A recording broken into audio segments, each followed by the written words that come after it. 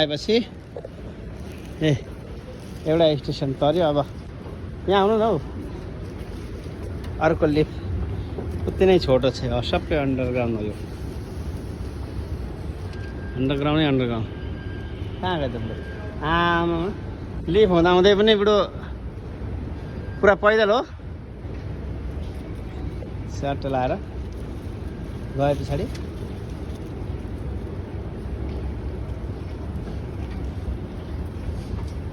अनि सट्ट यताबाट जाने, यताबाट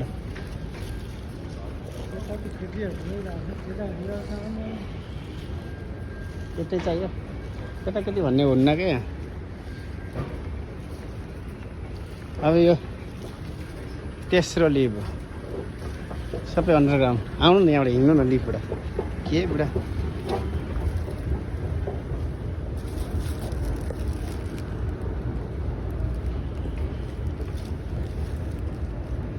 तिन मिनट त माथिबाट तल अन्डरग्राउन्ड जान लाग्दो रहेछ मोटामोटी। अब कतिवटा सिडी थियो गन्दा हुन्छ नि त नि, यत्रो यत्रो 3टा सिडी भनेपछि त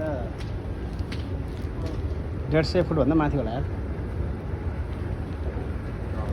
अन्डरग्राउन्ड। 150 foot underground.